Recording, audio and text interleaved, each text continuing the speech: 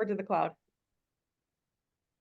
Well, hello there. Thanks for joining me. I am Dr. Jen. I am so pleased that you are educating yourself in your landlord journey. Many of you know that I'm on Facebook and LinkedIn and many of the landlord and tenant groups. One of the groups I joined was a Facebook group called Texas Landlords. Sometime in 2023, I joined that group and I was super impressed by the conversation. And I have no doubt why. In that group, I have found some of the most interesting conversations back and forth, not just about Texas law, but about landlording in general, which is why I've asked the group's founder, Texas Attorney Ernie Garcia, to join us today. Welcome to the show, Ernie. Thanks so much. Happy to be here, How's, Jen. how's the weather in Houston today? Sunny and clear, kind of nice. Nice, good to hear it.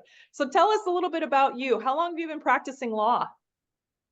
So I'm going to hit 14 years on May 5th of this year. I'll complete 14 really great years practicing law exclusively in Texas, and looking forward to a lot more. Very cool. And you grew up in Texas too, I understand. Right from the start, yes. I grew up in a little town called Alice, Texas, near Corpus Christi. And I came to Houston in the 90s to go to college and just stuck around Houston, really fell in love with it. So how on earth did you go from the Gulf Coast to landlord tenant law? How did that happen? It wasn't a straight line. I went to college. I came out and I was an English school teacher for about 6 years. I taught 8th grade English and really enjoyed it, but found that I was interested in going back to school and, kind of backed into the law, really. I first considered medicine, but discovered very quickly that people are gross and they have oozing and other things that are not so pleasant to deal with. So I thought, I'm not going to go into medicine. And so I decided to go into the law, and I've loved it. And so I had a really great time in law school. Unfortunately, I graduated in the middle of the recession back in 2010. Well, really kind of the tail end of it. And so funny enough, real estate was on everybody's mind at that time. And so, real estate law fell into my lap and I just ran with it. That's amazing. Now, do you only do housing law, landlord tenant law, or do you do other non-housing stuff? So a big part of what my firm handles is real estate all over the state of Texas. And so along with the landlord tenant stuff, we also do, things involving the sale of property, disputes having to do with boundaries, conflicts with, for example, the HOA or taxing authorities. And so outside of real estate, we handle consumer and commercial debt as well as some business litigation. But I would say about 60% of what we do is real estate, with a heavy concentration of that in landlord-tenant matters. Amazing, amazing. And along the way, you started the Facebook group Texas Landlords. What made you decide to start a Facebook group? So, it really just started off as a way to kind of, talk about the kinds of services that we offered. And I read a book on marketing, and they said, you ought to start a Facebook group and just tell people what you do.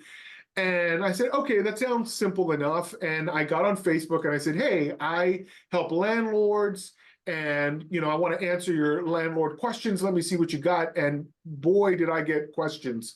And very quickly, the Facebook group took off, particularly as it started around 2019. And as the pandemic rolled in and the real estate landscape changed, especially for landlords, I got a lot of panic sessions in that group just asking, what do I do? There's an eviction moratorium, and I got people who can't pay, but I can't go visit the property, or I don't know what to do. I certainly don't want to kick them out of the street. What do I do?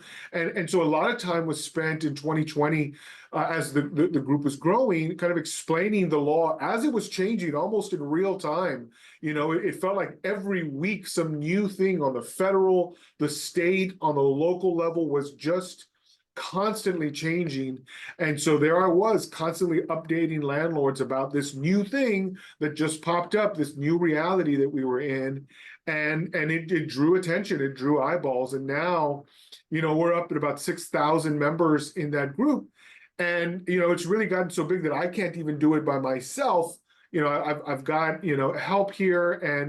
And I guess the best part of it is just all of the landlord contributors that just answer questions all the time, 24/7. Literally, people are on there answering questions, and it's just so great. And I'm so happy that it turned into this thing, which I couldn't have done myself. That's exciting. And I know that you've also got a YouTube channel. So, listener, if you're out there and you want to see Ernie's education channel on YouTube, it's at Landlord Attorney. And the following on YouTube is actually way more than your Facebook group. It's up over 12,000 members now, or 12,000, I guess, followers on YouTube. Amazing. That's a lot to juggle. Wow. So in all of that story and all of that getting you to today, let's talk about the content that you're seeing in all these conversations that I'm seeing in your group. What are some of the biggest issues that landlords have in providing housing that you see? So in providing housing, I guess one of the biggest issues is, maintaining a safe environment, something that's up to code, something that's habitable, but also something that makes sense in terms of dollars and cents. One of the common questions that we get asked all the time is, do I have to fix this thing? And the code, the law, and it's different in every state, is going to have a certain baseline established for everybody, and basically the same is true all over the place. What do you have to do minimally is you got to keep people safe, and you got to have an environment where they're not at risk of some kind of injury, and certainly they're free from harm of the outside elements. Basic stuff. But beyond that, what happens when things break? Who's on the hook? What happens when the tenant breaks something? Are they absolutely, positively required to pay to fix that thing? And the truth is, it depends. It depends on a number of factors. There are certain things that just break, and it doesn't matter that it broke under the tenant's watch. If it's something that's liable to break through normal use or ordinary wear and tear, that's on you, the landlord. And sometimes these kind of gray areas that maybe aren't as intuitively defined are where we get a lot of questions. What about this? What about this? And if the tenant does this, do I got to do that? And so much of the conversation in terms of maintaining a good property come down to these kind of gray areas. Makes sense. Now, you and I've talked before, and in preparation for today's show, but one of the things that you mentioned to me was not about the landlords providing the housing, but some of the administrations that either landlords do or don't do that create bigger headaches. What do you mean? Well, landlords sometimes are hesitant when things go wrong. A lot of times, landlords kind of do the landlording thing as a side gig. So they're, an accountant, or they're a teacher, or they're a policeman in their, real job.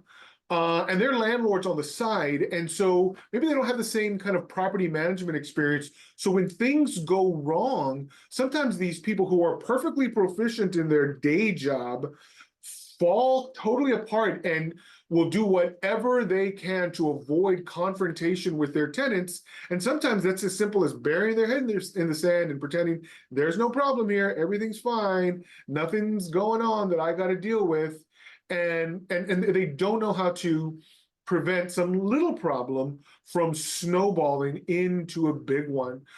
Some of these have to do with repair, like I mentioned earlier, but some of these also are things like their tenants just not following basic rules that ultimately lead to huge losses on the part of the landlord because they were, I don't know, hesitant or fearful or intimidated by the process of simply confronting their tenant about a violation in that lease. Mm-hmm. Awkward conversations don't get better with age. That's what we say. Yeah, no, and it's almost nowhere a truer statement than in the landlord-tenant world, because my wife introduced me to a statement similar to that. She said, your success is a component of how many awkward conversations you're willing to have. And it's something that I see all the time, when people come to me and they say, Ernie, I can't believe my tenant has done this and this and this and this. And the simple question is, well, when did you talk to them about it? What? They I just, and they don't have a good response because it's difficult to have sometimes these complicated conversations with people, simply because they don't have a plan in place. They don't have the expectation that things are going to go wrong. And if you don't have a plan in place, you get taken by surprise, you get taken off guard, and sometimes you just do nothing about it until it gets so colossally bad that you're forced to do something. Mm-hmm.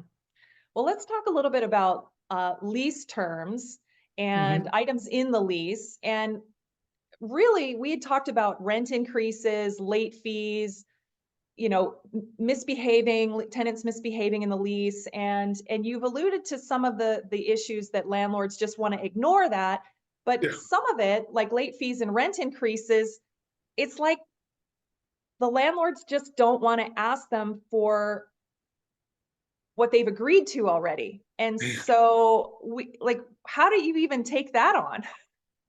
It's tough because I think landlords sometimes suffer from a thing I call, this kind of guilt. They go around and they have this notion that somehow asking for the rent to be paid on time, or collecting late fees, or suggesting that the tenant pay that HOA fine that was assessed to the landlord because of the tenant's misdeed, that somehow that might rock the boat, and they'll do anything to avoid that, and ultimately it leads to loss, and it's not a business sense to be dominated by this rent guilt, or this late fee guilt, or this overall property management guilt, because landlords feel like enforcing their lease would be mean, right? Somehow they're back in high school and they're trying to win some popularity contest with their tenant, and it just doesn't work. And it's certainly not good business. And unfortunately, it sometimes leads to tenants just landlords just throwing in the towel and saying, I can't do this. I'm going to sell the place and I'm never, ever, ever going to do this again. Well, let's back up a second. There's so many uh, folks that are shifting their assets, right? There's the largest wealth transfer on the planet, on the history of the planet, is happening right now, of lots and lots of inheritances in all kinds of forms. Some of those are properties, some of those are properties with tenants. And you've got some of the new landlords that have a 9-to-5 job are just now starting a business, sometimes for the very first time, and that business is rentals. Yeah. And so Ernie, how would they set up their business correctly? Like if they were starting, if there's an accountant, as you say, if there's an accountant, what could they do to educate themselves and get themselves up to speed as this new landlord in this new business? What are some of the things they could do to prepare themselves for the inevitable issues? Right. Well, certainly if they're in the state of Texas, they ought to join Texas Landlords Landlords. and just surround themselves with, again, thousands of other voices, people who've done it 1,000 times before them, and hear what they have to say about it. Ask questions.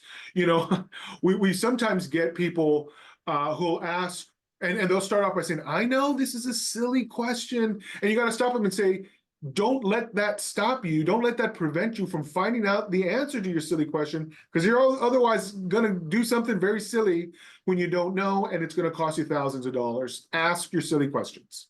And so be part of groups like that, whether it's online.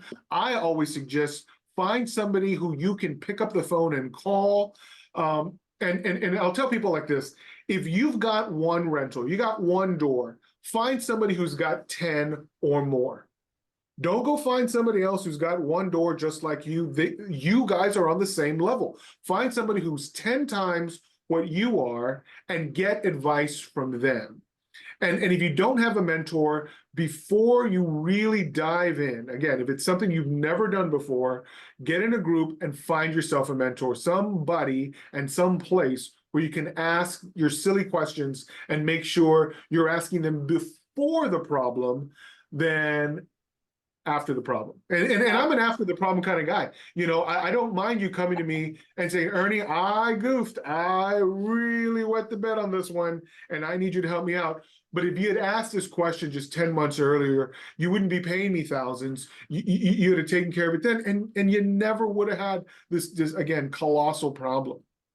Yeah, I appreciate that. And I think that's so helpful. One of the things that comes up, not just in Texas landlords, there are other Facebook groups as well that are more nationally based. And Mhm. one of the main things everybody says is, someone will come on, they won't say their location, and they'll say, what can I do with a rent increase? How much rent increase can I go up? And we always go, me and many others chime in and say, what does your local residential code say for rental increases? Like, start there. Start with your state, province, territory, your local landlord tenant laws. And even in your state or in your county, like in Texas, what do you have to have? What are the rules that you have to play by? And I love the approach. You are an after the problem kind of guy, which is Yeah. good. That's what you do, is you solve problems. But I love that part of what you do is also educating people to try to avoid those problems in advance. That's great. Yeah, we Yeah, try. We try, but sometimes no matter how loudly you yell something, sometimes landlords aren't going to get it the first time, and that's okay too. That's part of the learning process. You might have to bang your head a few times before you really get the lesson, and that's okay too.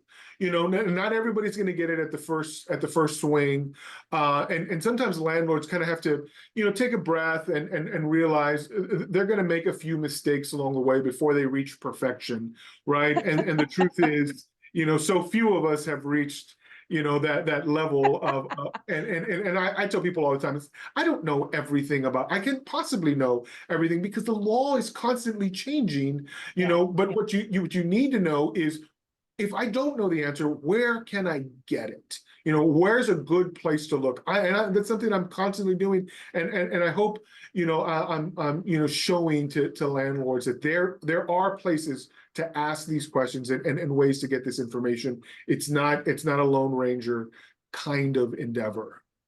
absolutely. Absolutely agree. Ernie, you're always putting out content on YouTube, and you and I talked about a couple of upcoming things for you on YouTube. I know you want to do something local in Houston. Tell us about it.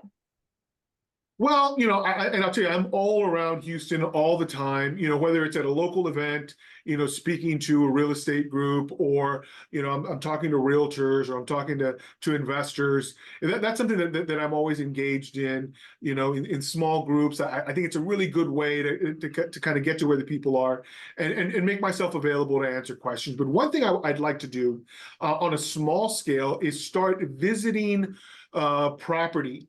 Show up with a landlord and have them point out and say, okay, here's my actual house. What am I doing wrong? What could I do better in the future?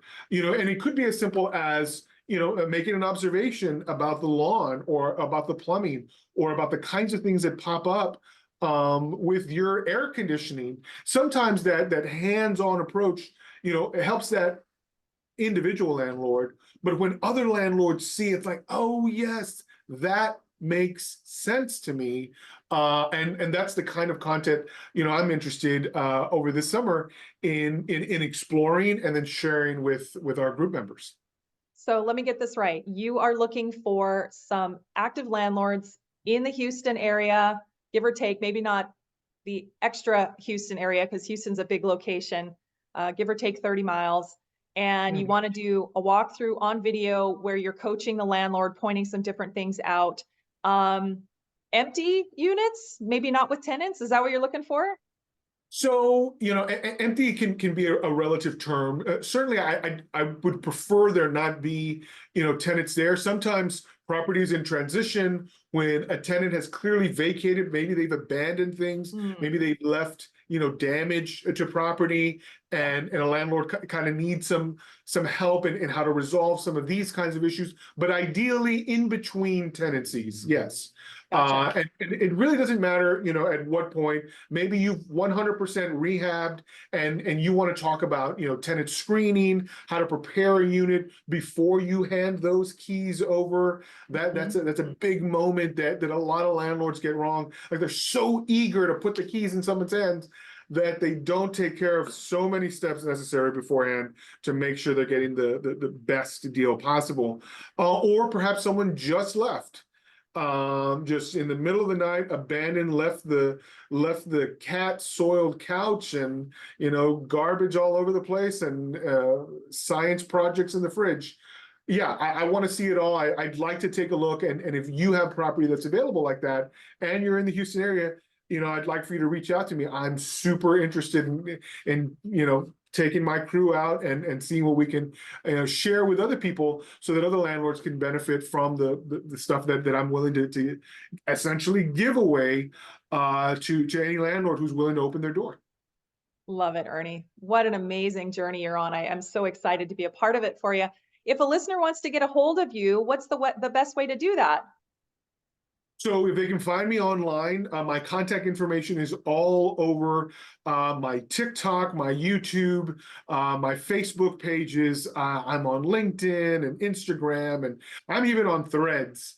I'm all over the place. And so if you find me out there, click around, you're going to get my contact information. But if you're listening to me for the first time and you're in the Houston area, you can reach out to me very easily at my office location at info@attorneyeg.com. That is the absolute best way to get a hold of me. We monitor that email all the time for people who are interested in getting a hold of us, who might need legal services, but who are also interested in maybe participating in this project I want to run this summer. info@attorneyeg.com. Those are my initials. Attorneyeg.com. Yep. That's fantastic. What anything else, Ernie? Well, I think one of the universal things that landlords could use a little bit of coaching on is how they communicate with their tenants. And if I'm gonna, stand on a soapbox and just preach, it's usually going to be about communication, because so many landlords miss out on just real nuggets because they have no way of establishing that the tenant said this or that they notified the tenant of that. And when it comes down to it, in court, yes, you can talk all day about the things that you said, but 9 times out of 10, if it ain't on paper, it's not real. And so more and more landlords, should find ways to communicate with their tenants in a way that's properly recorded. Some landlords have tenant software that they use, maybe a website or their own stuff that they've put together, where they communicate with their tenants. They can collect rent, they can get work orders, they can do all sorts of amazing things online where the record is safely preserved. Not every landlord's that sophisticated, but every landlord has access to Gmail. And so if it's as simple as coming up with a Gmail account and communicating in some written form with your tenants, make sure that that communication can be easily demonstrated to a court. I don't know how many times a simple email and notification through email has saved a case when a tenant has said, nope, that never happened, but a landlord can demonstrate it easily with a printout. Communication, that's 1,000% where it's out. And I think in any business, Ernie, that's pretty cool. Wonderful. Well, thanks for being on the show today, Ernie. I'd love to have you back on the show later this year and find out how your walkthroughs went. Would that be okay? That would be great. Yeah, I'd love to do it. I love talking about the stuff that we do, and certainly, where landlords are interested in the kinds of, experiences that I've had in the courtroom, and the kinds of, experiences I've had with other landlords. I'm always eager to share. That's amazing. So if you're new to this, listener, if you're new to this, whether you're in the US or Canada, Landlord Attorney on YouTube is got just an amazing array of content for generic landlords, maybe not location specific in Texas, but at Landlord Attorney on YouTube. Check it out. Lots and lots of good stuff in there. Thanks so much again to Ernie Garcia for joining me today. Yes. Listener, if you enjoyed the show today, the biggest compliment you can give me is by leaving a review so that people who need me and my podcast can find me. Join me next week for episode 77, where my guest is a longtime Maui resident. And yes, he's also a doctor. Join me with guest Luke Bailey. I will see you there. Okay, hang on. Stop recording.